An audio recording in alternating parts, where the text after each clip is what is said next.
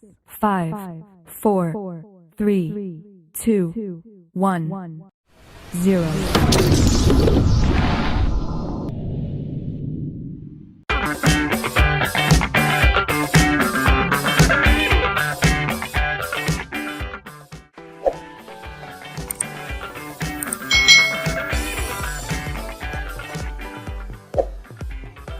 Hai hai hai, selamat datang di channel YouTube Kak Citra.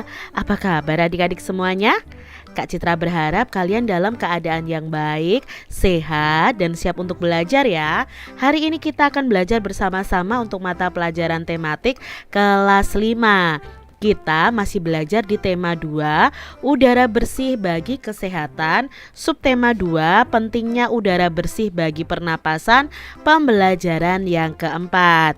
Mari adik-adik yang hebat, kita belajar dengan penuh semangat.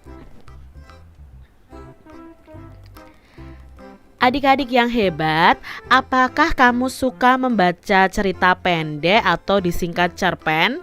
Nah, coba sekarang bacalah cerpen berikut. Cerpen ini bercerita tentang tanggung jawab dalam keluarga. Mari kita baca cerpennya bersama-sama adik-adik. Di sini cerpennya berjudul Tanggung Jawab Ade, dibuat oleh Kak Gusti Nur. Sebenarnya Ade tahu dan mengerti. Setiap hari Kak Nina selalu membantu ibu menyiapkan makanan untuk dijual, mengantarkan ke warung-warung dengan mengendarai sepeda sebelum pergi ke sekolah. Ade juga tahu Kak Nina sering terlambat tiba di sekolah karenanya. Tetapi anehnya Kak Nina tidak pernah tertinggal pelajarannya. Kak Nina di rumah selalu mengulang pelajaran yang diberikan di sekolah. Dan rasa-rasanya Kak Nina adalah orang yang paling baik di rumah ini. Dan Ade tidak pernah merasa iri bila Kak Nina dibelikan sesuatu sedang dia sendiri tidak. Tetapi sekarang ini, pagi hari ini Ade bersungut-sungut. Kak Nina sakit, berarti tidak berangkat ke sekolah dan tidak ada yang mengantar dagangan ke warung-warung. Ibu sudah lama tidak bisa pergi kemana-mana karena mudah sakit kepala. Satu-satunya yang bisa diharapkan adalah Ade. Apa Ade tidak ingin membantu ibu? Sekali ini saja, selagi kakakmu sakit deh, ibu berkata dengan penuh harap. Ade hari ini ada ulangan bu, harus berangkat lebih awal. Semalam tidak sempat banyak belajar, jawab Ade sambil menyiapkan buku-bukunya. Wajahnya tampak cemberut. Ibu menarik napas panjang mendengar alasan yang diberikan Ade. Kalau sudah demikian mau apa lagi? Biarlah saya sendiri saja bu, rasanya kepala saya sudah tidak pening lagi, seru Kak Nina dari dalam kamar. Mendengarkan suara Kak Nina, ibu lalu meninggalkan Ade yang masih berwajah cemberut. Betul kau sudah sehat Nina. Ibu khawatir nanti malah tambah sakitmu, kata ibu. Kak Nina bangkit perlahan dari tempat tidurnya lalu pergi ke kamar mandi. Ibu hanya mengawasi dari belakang sambil menggendong adiknya yang masih bayi. Kenapa tidak kau bilang dari tadi kalau badanmu tidak sehat, Nin? Kalau saja kau bilang selagi bapak belum berangkat, pasti bapakmu yang mengantarkan kue-kue dagangan kita ini, bisik ibu.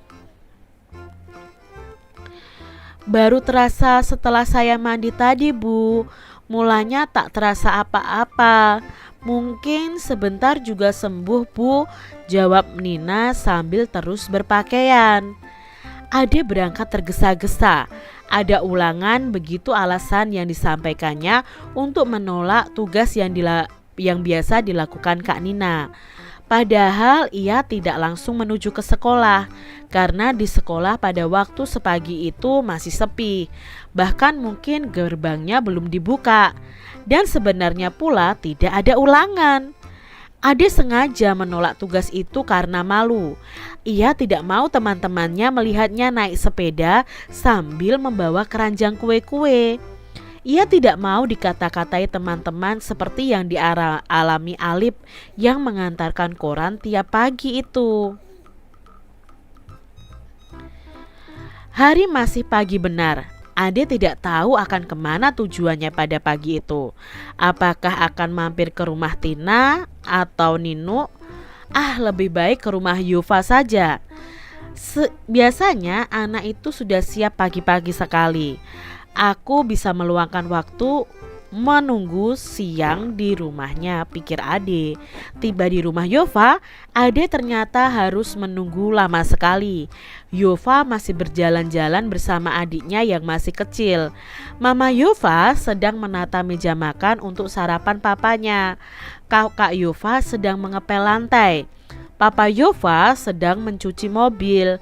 Bi Ici sedang membantu mempersiapkan makanan di dapur. Dan Ade merasa jengah menunggu di teras. Tunggu sebentar deh, Yuva cuma mengajak jalan-jalan Vina menghirup embun pagi. Tak lama lagi dia pasti kembali. Dia juga sudah siap akan berangkat, kata Papa Yuva mencoba menenteramkan kegundahan Ade yang sedang menunggu itu. Tetapi yang dikatakan oleh Papa Yuva itu ternyata lama sekali bagi Ade. Jam dinding di rumah Yuva menunjukkan pukul 6 lebih 10 menit. Jarumnya bergerak perlahan. Ade semakin merasa tidak enak duduk di kursi teras. Tak lama kemudian Bi Ici mengantar secangkir teh manis dengan ubi goreng.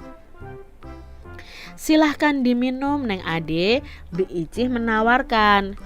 Saya mau berangkat dulu Bi, jawabnya kepada Bi Ici. Lalu kepada Papa Yuva dia pamitan sambil bergegas pergi. Terima kasih Om, saya mau berangkat saja dulu, mau mampir ke rumah Nino. Ia tiba-tiba gugup. Papa Yuva keheranan. Demikian pula Bi Ici.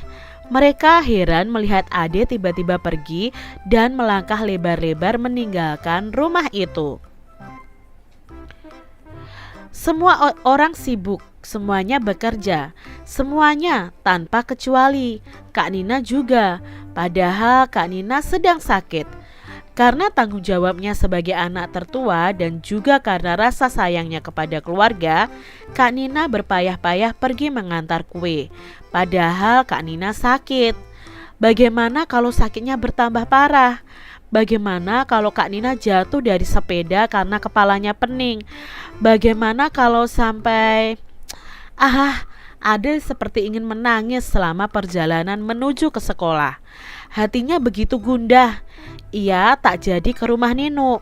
Sekolah masih sepi, baru beberapa anak saja yang datang. Selama pelajaran berlangsung, Ade tidak bisa memusatkan perhatiannya pada pelajaran. Beberapa kali ditegur Pak Adi karena melamun. Ia ingin segera pulang, ingin segera menjenguk Kak Nina. Mungkin Kak Nina tambah parah sakitnya. Mungkin Kak Nina jatuh dari sepeda karena kepalanya pening, lalu ada kendaraan yang menabraknya.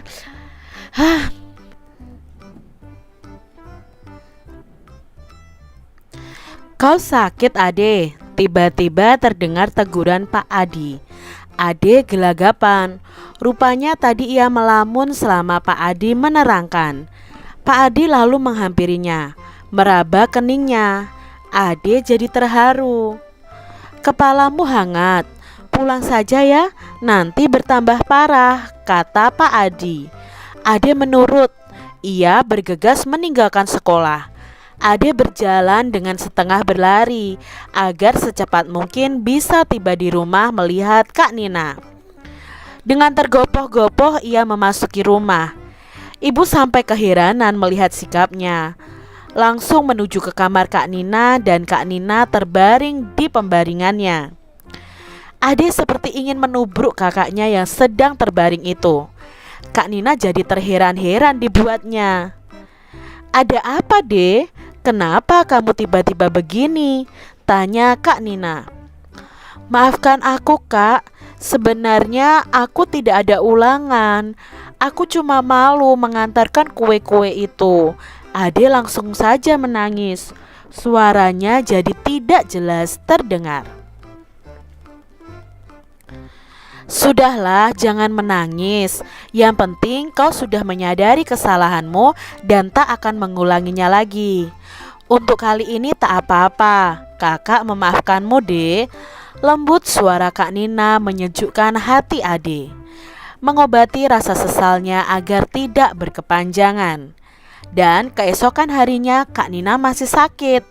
Ade benar-benar melaksanakan apa yang dijanjikannya kepada kakaknya. Tanpa ragu lagi, Ade menjinjing keranjang kue-kue. Dengan sepeda, ia berkeliling mengantar kue-kue itu ke warung-warung. Tak ada yang mengejek, tak ada yang menggoda, tak ada rasa malu. Yang ada adalah rasa tanggung jawab yang besar. Sumber dari cerita cerpen ini adalah mkidnesia.com. Nah adik-adik, itu tadi ya cerita pendek tentang Ade. Adik-adik, berdasarkan cerita tadi ya, siapa tokoh dalam cerpen Tanggung Jawab Ade tadi? Nah, tokoh dalam cerpen tadi ada Ade, lalu ada Kak Nina, ada Ibu, ada Yova ya, lalu ada Vina, Papa Yova, ada Bi Ici, lalu ada Pak Adi. Nah, itu adalah tokoh dalam cerpen tadi. Berapa anggota keluarga Ade? Nah, anggota keluarga Ade itu ada 5, yaitu ada ayah Ade, ibu Ade, Kak Nina, Ade, dan adik bayinya. Siapa yang biasa mengantar kue setiap pagi ke warung-warung? Nah, yang biasa mengantar kue setiap pagi ke warung-warung adalah Kak Nina. Apa yang terjadi pada Kak Nina? Nah, yang terjadi Kak Nina itu sedang sakit sehingga tidak bisa mengantarkan kue ke warung-warung. Bagaimana Ade menolak permintaan itu untuk menggantikan tugas Kak Nina? Nah, Ade tadi segera berangkat ke sekolah ya, tergesa-gesa, bilangnya ada ulangan. Nah, itu alasan yang disampaikan untuk menolak tugas yang biasanya dilakukan oleh Kak Nina. Mengapa Ade tidak mau menggantikan tugas Kak Nina? Nah, Ade sengaja menolak tugas itu karena malu. Ia tidak mau teman-temannya melihatnya naik sepeda sambil membawa keranjang kue-kue. Di mana Ade menunggu sebelum berangkat ke sekolah? Nah, tadi Ade menunggu di rumah Yova. Mengapa Ade merasa gundah saat berlangsung pelajaran di sekolah? Nah, Ade merasa gundah saat berlangsung pelajaran di sekolah karena merasa bersalah dan khawatir Kak Nina tambah parah sakitnya. Apa yang dilakukan Ade setiba di rumah kembali? Nah, Ade meminta maaf kepada Kak Nina dan mengatakan bahwa sebenarnya tidak ada ulangan. Dia itu merasa malu untuk menggantikan tugas Kak Nina mengantarkan kue-kue. Apa yang dikatakan Kak Nina kepada Ade? Nah, Kak Nina tadi mengatakan agar Ade jangan menangis dan yang penting Ade sudah menyadari kesalahannya dan tak akan mengulanginya lagi. Adik-adik, pada cerpen Tanggung Jawab Ade, Ibu Ade tadi mempunyai usaha makanan untuk dijual ke warung-warung. Dari usaha makanan itu tentunya Ibu Ade akan memperoleh yang namanya keuntungan. Nah, keuntungan inilah yang akan menjadi tambahan penghasilan bagi keluarga Ade. Usaha yang dilakukan Ibu Ade ini termasuk contoh kegiatan ekonomi yang diharapkan dapat meningkatkan kesejahteraan keluarga Ade. Nah, supaya lebih jelas tentang kegiatan ekonomi, mari kita simak bacaan berikut ini. Di sini ada bacaan yang berjudul Pengaruh Kegiatan Ekonomi Terhadap Kesejahteraan Masyarakat. Dalam kehidupan sehari-hari tentunya kita tidak lepas adik-adik dari kegiatan ekonomi. Apa sajakah kegiatan ekonomi yang dilakukan sehari-hari? Nah, kegiatan ekonomi itu meliputi 3 hal. Ada kegiatan produksi, distribusi, dan konsumsi. Ketiga kegiatan ekonomi ini saling berkaitan satu sama lain. Satu kegiatan ekonomi terhambat akan mengganggu kegiatan ekonomi lainnya. Jadi perlu kalian ketahui ya, kegiatan ekonomi ada kegiatan produksi, distribusi, dan konsumsi. Nah, pertama kita akan belajar tentang kegiatan produksi. Apa itu produksi? Nah, amatilah kegiatan ekonomi perajin gerabah berikut ini adik-adik. Seorang perajin akan mencari tanah liat sebagai bahan baku. Tanah liat ini akan diolah menjadi berbagai bentuk, misalnya gerabah. Gerabah yang dibuat yang sudah dibuat akan dijemur kemudian dibakar. Proses akhir gerabah tersebut adalah diwarnai kemudian dijual kepada konsumen. Dari ilustrasi tersebut dapat dikatakan bahwa seorang pengrajin itu telah melakukan kegiatan yang namanya produksi. Jadi kesimpulannya di sini, produksi adalah kegiatan menghasilkan barang dalam rangka memenuhi kebutuhan hidup. Jadi yang perlu kalian garis bawahi, produksi itu adalah kegiatan menghasilkan barang. Orang yang melakukan kegiatan produksi itu disebut dengan produsen adik-adik. Nah, coba kamu perhatikan nih, kalian bisa berikan contoh kegiatan produksi yang terdapat di tempat tinggal kalian. Misalnya pengusaha tempe berarti mereka memproduksi atau menghasilkan barang yaitu tempe itu termasuk kegiatan produksi. Nah, kegiatan produksi ini berpengaruh terhadap kesejahteraan pemilik sumber daya ekonomi dan produsen. Bagi pemilik sumber daya ekonomi, adanya proses produksi ini memungkinkan memperoleh balas jasa. Nah, balas jasa ini bisa berupa sewa, bunga modal, ataupun gaji. Jadi misalnya mereka mendapatkan gaji. Nah, dengan balas jasa ini, pemilik sumber daya ekonomi dapat memenuhi kebutuhan hidup secara memuaskan. Sementara itu bagi produsen, adanya proses produksi ini menyebabkan produsen ini akan memperoleh keuntungan. Selanjutnya, keuntungan tersebut digunakan untuk menjaga kelangsungan usaha dan untuk memenuhi kebutuhan hidupnya. Ini dilakukan dalam upaya mencapai kesejahteraan hidup. Berikutnya adalah kegiatan ekonomi yaitu distribusi. Nah, setiap hari adik-adik pasti makan dan menggunakan pakaian kan? Nah, bahan makanan tersebut dihasilkan di suatu daerah tertentu. Pakaian itu juga diproduksi di daerah tertentu.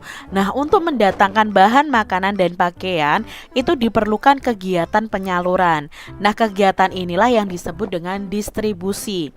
Jadi distribusi ini adalah kegiatan menyalurkan hasil produksi dari produsen ke konsumen. Jadi yang perlu kalian ketahui, distribusi itu adalah kegiatan menyalurkan barang. Kalau produksi tadi kegiatan menghasilkan barang itu ya. Orang yang melakukan kegiatan ini disebut dengan distributor. Jadi orang yang menyalurkan barang dari produsen ke konsumen itu disebut dengan distributor. Nah, kelancaran distribusi barang itu membutuhkan sarana transportasi dan akses yang memadai. Nah, tujuannya agar hasil produksi itu dapat segera sampai ke konsumen dengan cepat dan tepat. Kegiatan ekonomi berikutnya adalah konsumsi. Perhatikan aktivitas teman sekolah ketika waktu istirahat. Ada yang jajan di kantin, ada pula yang makan bekal dari rumah. Nah, jajan di kantin dan makan bekal itu termasuk kegiatan konsumsi. Tidak hanya menghabiskan barang, kegiatan yang dapat mengurangi nilai guna barang juga termasuk kegiatan konsumsi. Misalnya nih adik-adik mengenakan seragam dan sepatu ketika sekolah. Nah, jadi di sini konsumsi itu berarti kegiatan menggunakan barang adik-adik ya. Konsumsi diartikan kegiatan menghabiskan atau mengurangi nilai guna barang atau jasa untuk memenuhi kebutuhan hidup. Orang yang melakukan kegiatan konsumsi itu disebut dengan konsumen. Nah, untuk mengonsumsi barang atau jasa, masyarakat itu memerlukan pengorbanan tertentu. Apa pengorbanannya? Nah, pengorbanannya dapat berupa uang atau waktu. Dengan mengonsumsi barang atau jasa, masyarakat itu berusaha memperoleh kepuasan yang optimal. Ini dilakukan untuk mencapai taraf hidup yang sejahtera. Nah, itu tadi adik-adik 3 kegiatan ekonomi yaitu produksi, distribusi, konsumsi. Ingat, produksi itu kegiatan yang menghasilkan barang. Distribusi itu menyalurkan barang ya. Konsumsi itu memakai atau menghabiskan suatu barang. Nah, adik-adik, menurutmu apa pengaruh kegiatan ekonomi terhadap kesejahteraan masyarakat? Nah, di sini ada pengaruhnya adik-adik. Pengaruh kegiatan ekonomi terhadap kesejahteraan masyarakat adalah meningkatnya pendapatan masyarakat dengan adanya kegiatan ekonomi. Lalu bisa membuka peluang lapangan kerja baru dan munculnya usaha-usaha jasa pengiriman serta memudahkan masyarakat dalam memenuhi kebutuhan hidupnya. Apakah kegiatan ekonomi itu dapat berdampak positif terhadap peningkatan kesejahteraan masyarakat? Coba bagaimana penjelasanmu? Tentunya ya adik-adik ya, kegiatan ekonomi itu dapat berdampak positif terhadap peningkatan kesejahteraan masyarakat. Karena kegiatan ekonomi ini dapat memenuhi kebutuhan hidup masyarakat sehingga dengan terpenuhinya kebutuhan, maka kesejahteraan masyarakat juga akan meningkat. Nah, apa nih jenis kegiatan produksi, distribusi, dan konsumsi yang ada di lingkungan sekitar kalian? Kalian bisa tuliskan di buku tulis kalian masing-masing. Contohnya di sini ya, kegiatan ekonomi yang ada di lingkungan sekitar kita. Misalnya, kegiatan produksinya ada tukang kayu membuat lemari, lalu pengolahan ikan menjadi kerupuk ya, ada pengrajin pembuat tahu dan tempe, petani menanam padi, nelayan menangkap ikan, pengrajin gerabah membuat susu kedelai. Itu contoh kegiatan ekonomi produksi. Contoh yang distribusi adalah pengiriman mebel menggunakan ekspedisi ya, pedagang bakso yang menawarkan dagangannya. Nah, ini distribusi juga. Pedagang pisang, agen beras ya yang mengambil dari petani. Karena tadi produksinya adalah dari petani ya. Lalu pabrik mobil menjual hasil produksinya melalui dealer ya, atau toko mobil. Dealer itu toko mobil ya adik-adik ya, atau showroom. Lalu penerbit menjual hasil cetakannya di toko buku. Pengrajin anyaman bambu langsung menjual barang produksinya. Itu kegiatan distribusi. Kegiatan ekonomi di lingkungan sekitar kita yang konsumsi apa? Contohnya membeli pulsa, ibu membeli sayuran ya, mencukur rambut di tukang cukur ya, menggunakan aplikasi untuk memesan layanan transportasi, berbelanja secara online atau maupun langsung ke toko, ibu berbelanja ke pasar. Itu kegiatan konsumsi. Ayah membayar pajak, itu juga kegiatan konsumsi. Ini beberapa contoh kegiatan produksi, distribusi, dan konsumsi yang ada di sekitar kita. Demikian tadi adik-adik pembahasan kita di tema 2, subtema 2 pembelajaran yang keempat. Semoga video pembelajaran ini bermanfaat ya untuk adik-adik semuanya. Dan sampai jumpa lagi di video pembelajaran Kak Citra selanjutnya. Tuhan memberkati. Jangan lupa tekan tombol subscribe, lalu tekan loncengnya, tekan juga tombol like, lalu share ke media sosial kalian. Jangan lupa untuk ikuti media sosial Kak Citra. Terima kasih.